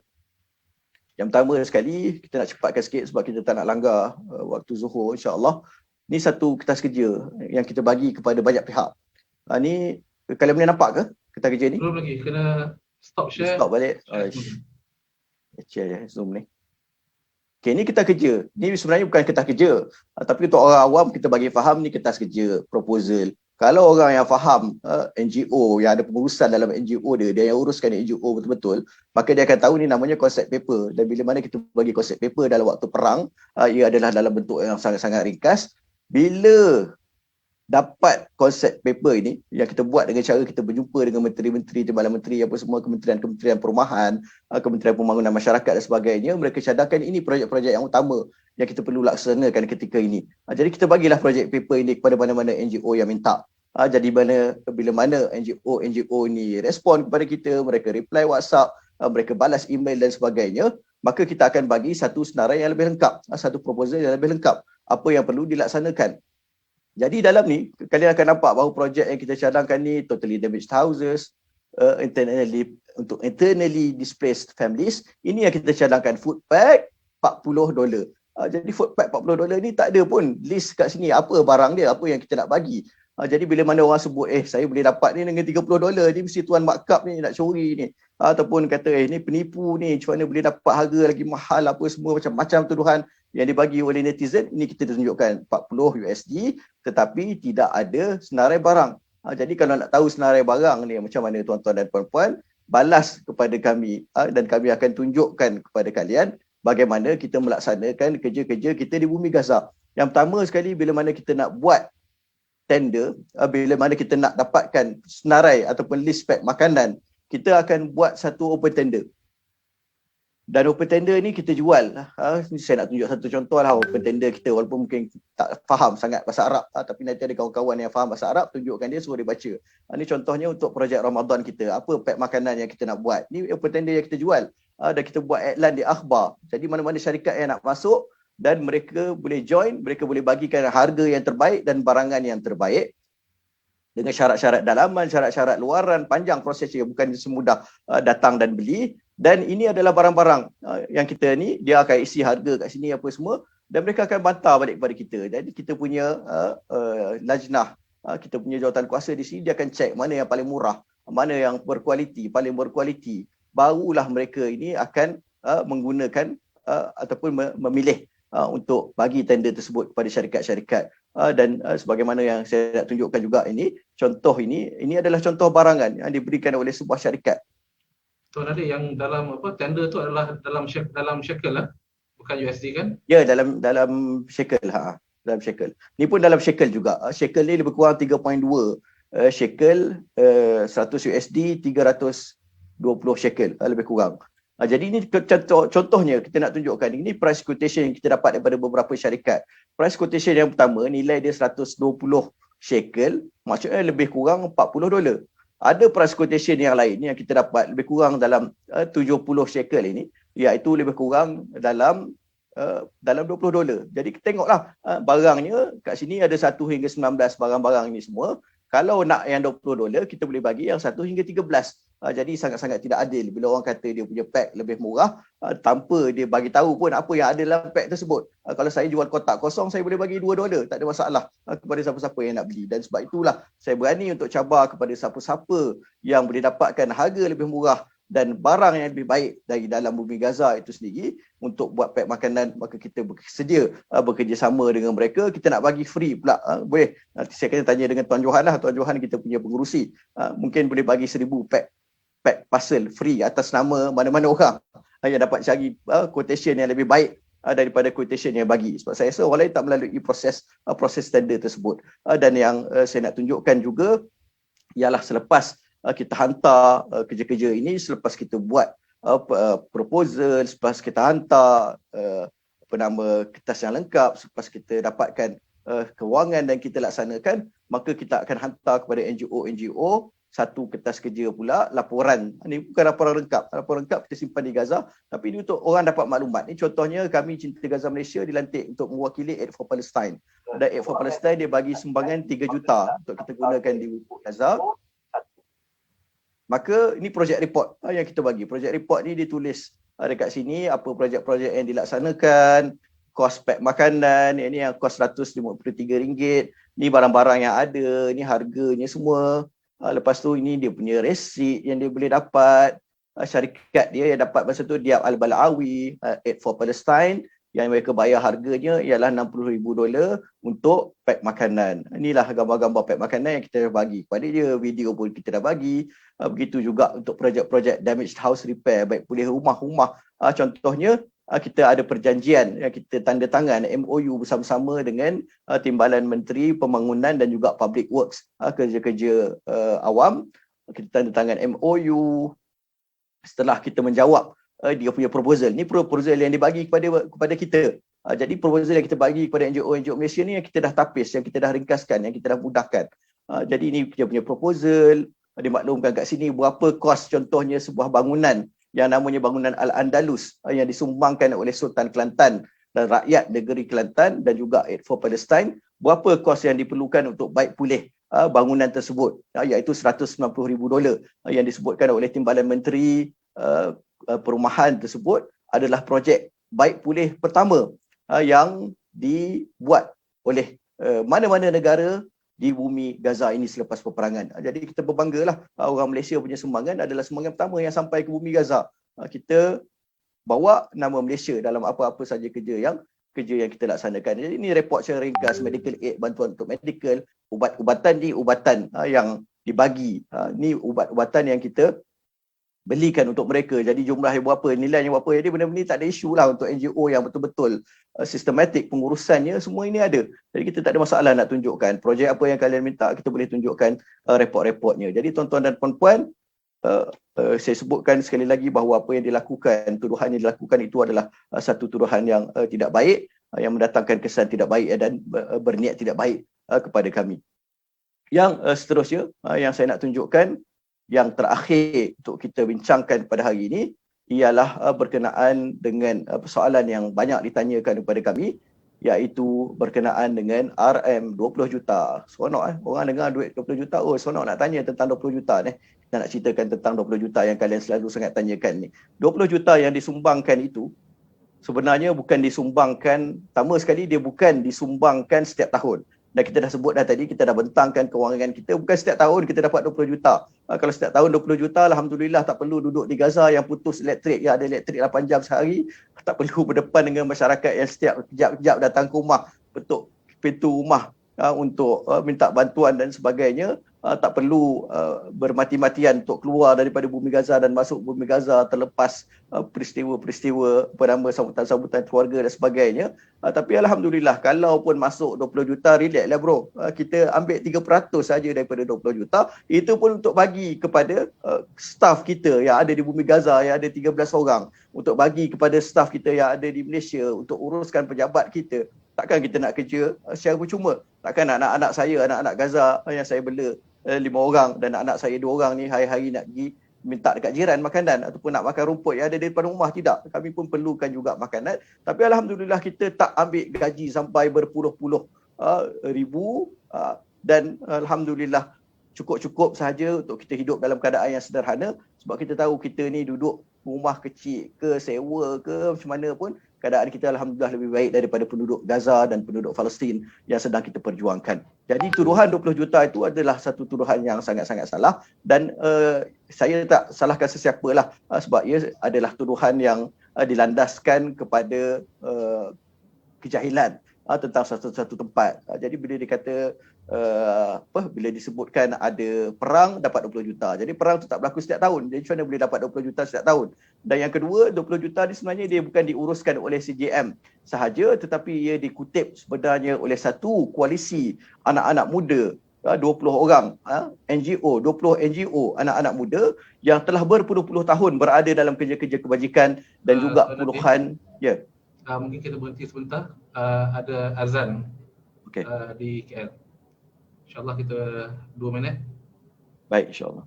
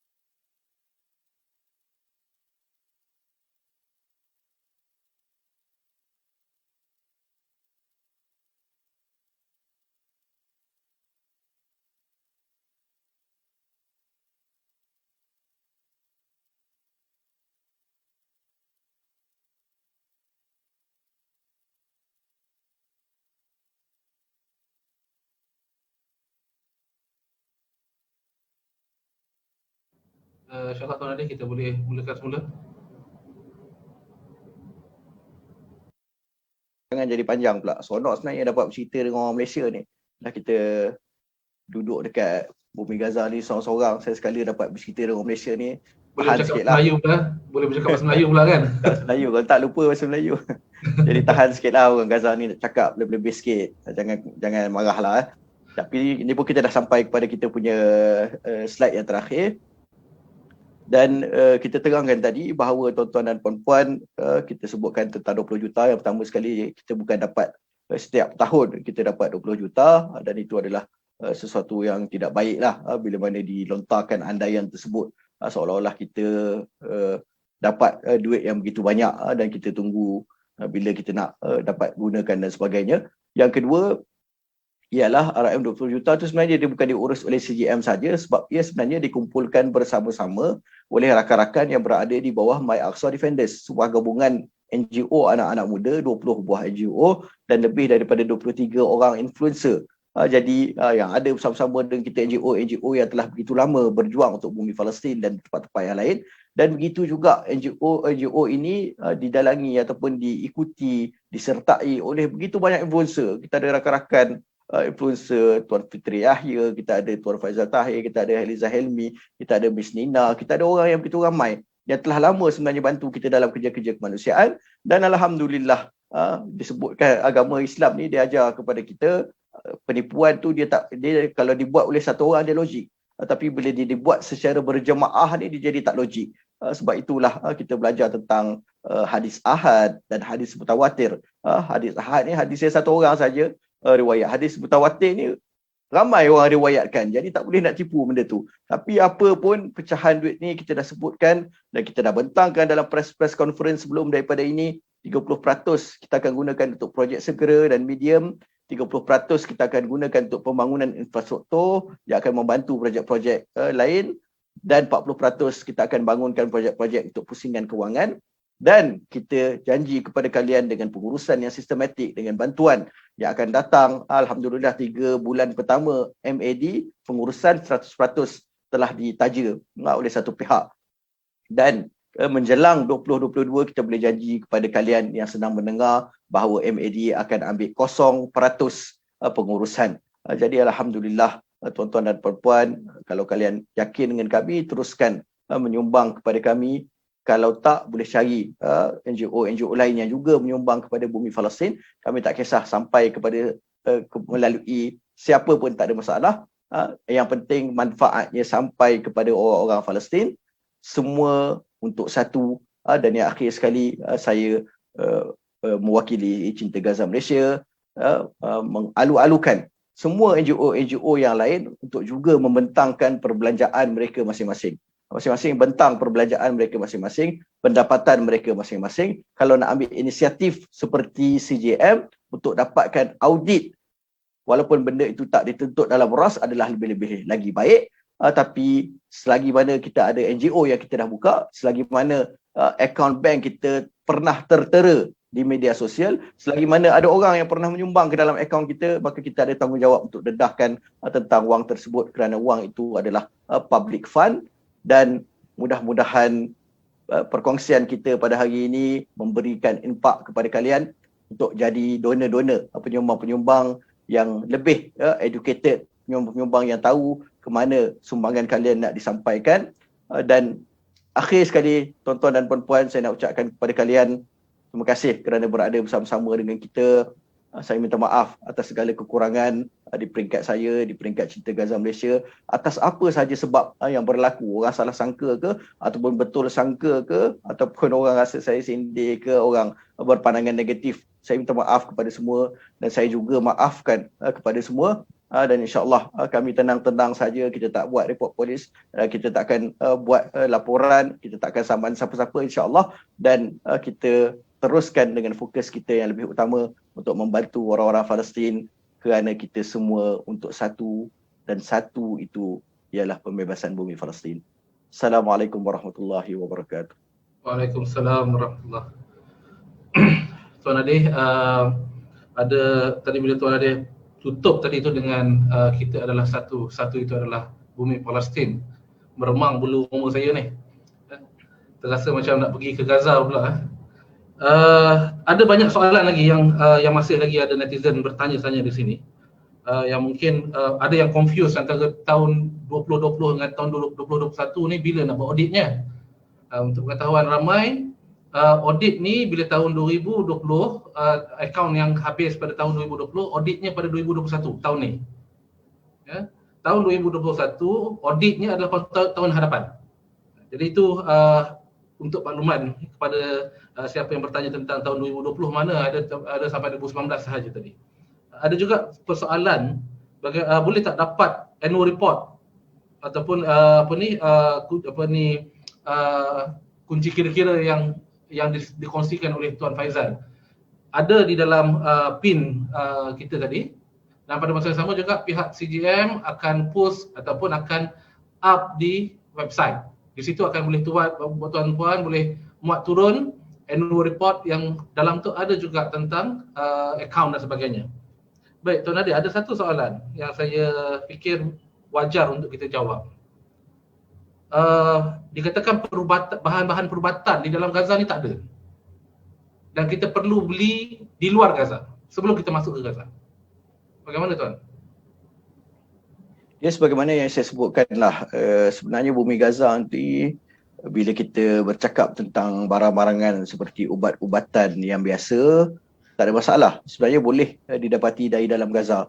Tetapi ada benda-benda yang lebih utama ataupun benda-benda yang besar yang kita memang tak boleh dapat daripada Gaza dan kita kena beli daripada luar. Dan saya sebut ni dari pengalaman lah. First kali pengalaman kita sebab kita ada farmasi dekat dalam bumi Gaza. Kita ada farmasi yang ditaja oleh NGO Iman Care. Jadi dari segi ubat-ubatan memang tak ada masalah, boleh didapati daripada dalam Gaza. Tapi kalau nak sumbangkan benda yang lebih besar sebagaimana yang kita pernah buat bersama-sama, sumbangan daripada rakyat Malaysia melalui ECGM untuk kita bantu COVID ketika mana naik di bumi Gaza dua tahun lepas dengan kita memberikan bantuan ventilator. Ventilator dia tak ada dalam bumi Gaza, memang kena dapatkan daripada luar. Jadi prosesnya memang lebih panjang. Sama saja prosesnya, kita akan buka tender, syarikat yang boleh bagi barang yang paling baik, kualiti yang paling baik, harga yang paling murah kita akan terima dan mereka akan diberi masa untuk import daripada luar. Dan ventilator yang kita bagi tu kosnya satu buah ventilator $25,000. Kita bagi 10 buah, jadi $250,000 kita bagi. Kalau nak bagi bantuan yang begitu, betul, tak boleh beli daripada dalam bumi Gaza. Tetapi setakat ubat-ubat, setakat bantuan makanan dan sebagainya, semuanya boleh diperolehi dari dalam bumi Gaza dan pastinya bila mana kalian beli daripada bumi Gaza, ia akan memberikan kesan yang lebih baik kepada penduduk dari segi membantu ekonomi mereka, dari segi membuka peluang pekerjaan, kilang-kilang dan sebagainya. Baik, Tuan Adi ada sebut berkenaan kalau kita beli barang kita mesti bila kita beli barang dalam Gaza kita membantu mereka, membantu ekonomi Gaza. Tapi ada persoalan di sini yang tanya, ada beberapa kali yang bertanya, kalau beli dalam Gaza ni bukan kita sokong Israel ke? Sebabnya menggunakan mata wang Israel. Apa Tuan Adi, pandangan Tuan Adi? Jawapan Tuan Adi. Yang pertama sekali, di bumi Gaza ni ada 3 mata wang yang digunakan. Dan mata wang Israel itu tidak boleh tidak terpaksa digunakan sebab kita adalah negara yang dijajah. Takkanlah kita dijajah oleh Israel, tiba-tiba tak apa, saya nak beli barang dekat kedai tuan pakai ringgit. Kalau tak nak sudah, memang dia pun tak nak, kita pun tak nak kan. Jadi kita kena pakailah Israeli shekel tu sebagaimana digunakan di bumi Israel itu sendiri. Tetapi sebenarnya untuk mereka elakkan menggunakan Israeli shekel itu di bumi Gaza, mereka ada mata wang lain, iaitu mata wang dolar. Mata wang dolar ni digunakan untuk barang-barang yang lebih besar daripada barang-barang harian yang dibayar dengan shekel. Contohnya orang beli kereta kat sini, dia tak beli dengan shekel, dia beli dengan dolar. Orang beli rumah kat sini, apartmen, mereka tak beli dengan shekel, mereka beli dengan dolar.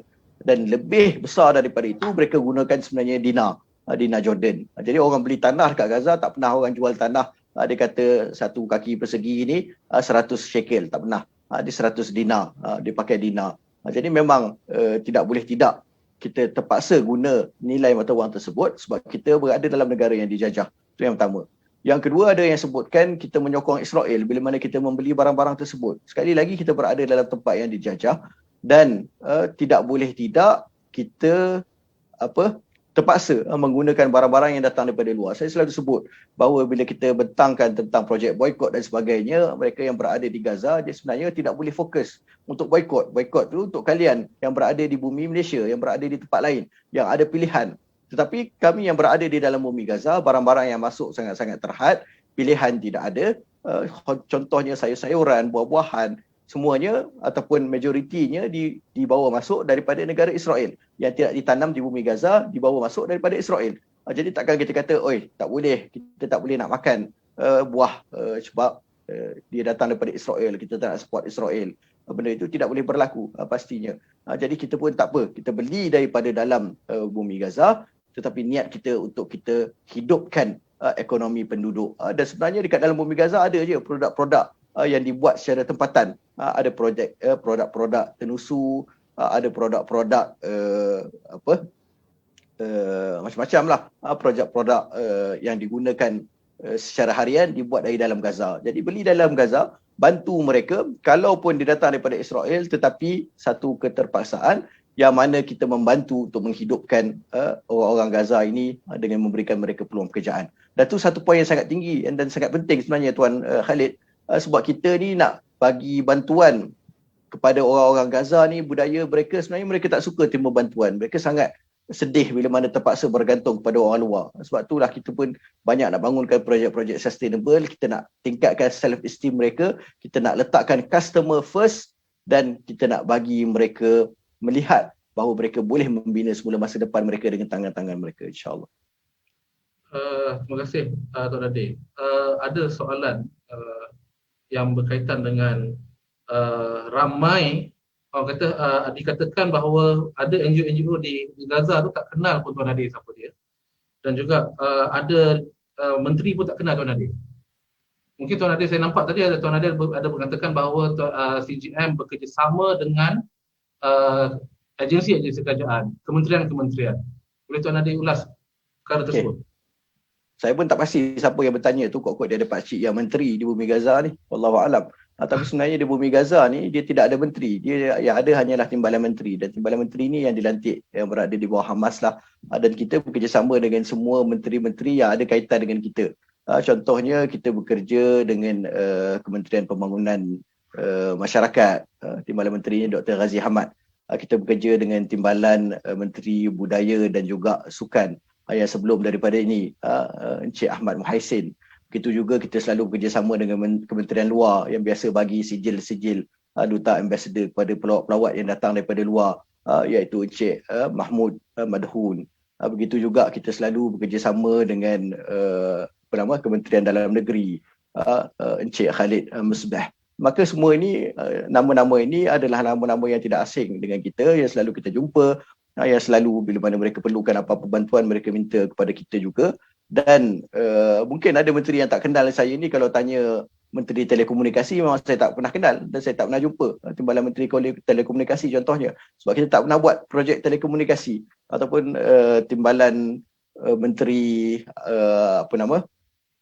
yang lain-lain lah, contohnya timbalan Menteri Wanita pun saya rasa yang sekarang ni saya tak tahu dah siapa, sebab selama dah tak jumpa dan kita tak buat projek melalui mereka. Tetapi kalau sebut yang tak kenal ni, wallahualam lah, yang tak kenal tu saya pun bukannya duduk kat Gaza ni untuk dikenali. Yang mana yang perlu kenal saya kenal, yang mana yang nak kenal saya pun ahlan wa sahlan. Tapi alhamdulillah masa kita buka kita punya Wisma Malaysia ni, ada dalam 5-6 orang menteri yang datang makan nasi lemak bersama-sama dengan kita dekat Wisma Malaysia. Tahun 2018 bila kita buka, kita buat sambal ekstra pedas supaya mereka pun melompat. Dia tahu punya, orang Malaysia ni makan pedas lebih daripada dia. Alhamdulillah. Dan untuk NGO pun dalam bumi Gaza sebenarnya ada lebih daripada 1000 NGO tempatan. Dan dalam program korban baru-baru ni kita bagi daging kepada lebih daripada 130 buah NGO. Saya rasa tak ada NGO dekat Gaza yang dia boleh, bukan boleh bagilah, polisi dia bagi sumbangan ataupun bantuan dia kepada semua NGO yang minta bantuan. Dan kita boleh bagi bantuan kepada 10% daripada NGO yang ada di bumi Gaza tu. Saya rasa pencapaian yang alhamdulillah baiklah untuk kami di bumi Gaza ini. Baik, terima kasih Tuan Nadir. Soalan yang terakhir sebelum kita tutup sesi pada hari ini. Saya lihat kalau di website dan juga di Facebook dan juga di media-media, kalau kita search CGM ini, sebab saya cuba untuk cari gambar-gambar CGM, saya lihat banyak pakai vest yang macam-macam organisasi. Maknanya bukan pakai vest CGM je. Saya nampak ada few organisation. Lebih daripada 10 saya rasa vest yang dipakai. Apa konotasi Tuan Nadir tapi pakai vest orang lain? Sebab apa? Baik. Kita selalu sebut bahawa kita berjuang di bumi Palestin, kita bukan nak naikkan nama kita. Kita bukan nak naikkan nama CGM, tapi kita nak naikkan nama Malaysia dan kita nak naikkan nama Islam. Jadi bila mana kita diminta oleh mana-mana NGO sekalipun untuk bantu kita sampaikan apa-apa hasrat mereka di bumi Gaza, first kali kita akan tengok apa yang mereka nak buat. Kalau sesuai, kita laksanakan. Kalau tak sesuai, kita nasihatkan.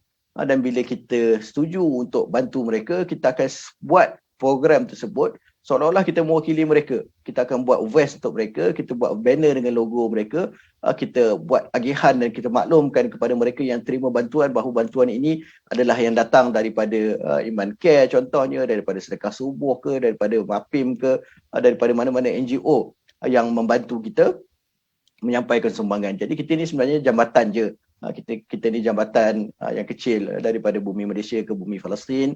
Siapa-siapa yang nak naik jambatan ni, nak naik dan tunggang kami tak kisah, asalkan kebajikan dan kebaikan itu dapat sampai ke bumi Palestin lah. Jazakallah khair. Terima kasih banyak Tuan Nadir di atas penerangan, jawapan. Saya fikir semua kerunsingan yang netizen ada telah dijawab dengan baik oleh Tuan Nadir. Saya sebagai profesional dalam bidang kemanusiaan, aktivisme, volunteerism dan sebagainya ni, saya sangat bukan taksub, tapi saya sangat takjub dengan NGO yang kecil tetapi mereka ditadbir dengan standard antarabangsa.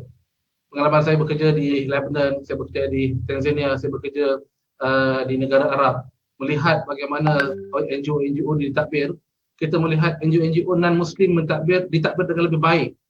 Dan standard apa yang diguna pakai oleh CGM adalah apa yang diguna pakai oleh NGO antarabangsa. Dan itu menyebabkan saya rasa saya perlu beri satu salutation yang sangat baik kepada CGM. Anda adalah duta Malaysia, membawa nama Malaysia. Anda adalah pejuang sebenar, insya-Allah. Yang kita tahu pejuang sebenar adalah di Gaza, di Palestin, tetapi apa yang anda lakukan ini adalah contoh yang terbaik buat NGO yang ada di dalam Malaysia. Dan saya fikir kalau orang kata amil zakat boleh ambil 1/8 daripada duit zakat yang dikumpulkan, which is 12.5%, tetapi CGM hanya ambil 3%. Subhanallah. Saya tak pasti anda makan apa. Dengan kerja yang banyak, mungkin, tapi nampak makin besar juga Tuan Nadir pun kan. Mungkin makanan kat sana lebih sihat, lebih barakah mungkin. Berkat. Alhamdulillah. Jadi hanya 3% sahaja yang anda guna pakai. Dan saya fikir untuk menutup sesi hari ini, kita perlu pegang kepada kita semua adalah semua untuk satu. Satu itu apa? Satu itu adalah Palestin. Kita ingin mengembalikan semula, membebaskan balik semula bumi Palestin setelah dijajah sekian lamanya. Okey. Baik tuan-tuan dan puan, terima kasih banyak-banyak di atas anda terus stay sehingga penghujung mendengar penjelasan, penerangan dan perkongsian daripada CGM. Saya ucapkan juga terima kasih juga kepada seluruh warga kerja CGM. Saya tak dapat sebutkan satu-satu. Tuan Pengurusi, Tuan Johan ambil pendekatan untuk untuk kehadapan, tetapi Tuan Nadir sebagai CEO yang ke depan menceritakan tentang pergerakan dan sebagainya. Dan saya fikir jangan lupa malam ini ada satu lagi town hall yang mana Tuan Nadir akan bersama town hall My Aqsa Defenders untuk menjawab 20 juta kutipan masyarakat Islam di Malaysia. Dan juga subhanallah, kutipan yang diberikan oleh rakyat Malaysia bukan hanya dari orang Islam sahaja, ada orang yang bukan Muslim juga turut menyumbang ke dalam dana-dana 20 juta ini. Maka ini adalah duit yang dikumpulkan oleh rakyat Malaysia yang sayangkan keamanan, yang sayangkan pembebasan dan sebagainya. Allah Ta'ala alam. Terima kasih banyak-banyak. Kita tangguh dulu dengan tasbih kafarah suratul As. Subhanakallahumma wa bihamdik asyhadu an la ilaha illa anta astaghfiruka wa atubu ilaik. Wa akhirina sanafihus ila allazina amanu wa tawassaw bil haqq wa tawassaw bis sabr. Jazakumullah khair. Terima kasih banyak-banyak. Mohon sampaikan informasi-informasi yang dikongsikan oleh Cinta Gaza Malaysia. Yang terakhir, saya dapat mesej daripada tim CGM kata siapa yang nak lihat akaun, nak tanya apa-apa, sila hadir ke office CGM. Dekat mana CGM terletak? Di Bandar Baru Bangi. Dekat mana? InsyaAllah boleh search. Tak salah saya, dia kawasan-kawasan yang dekat dengan Ashraf, kawasan-kawasan butik-butik yang banyak tu. InsyaAllah boleh hadir ke sana. Give them a call. Boleh lihat, boleh pantau, boleh belik satu-satu dokumen yang anda perlukan. Wabillahi taufiq wal hidayah. Assalamualaikum warahmatullahi. Jumpa lagi semua untuk satu. Assalamualaikum warahmatullahi.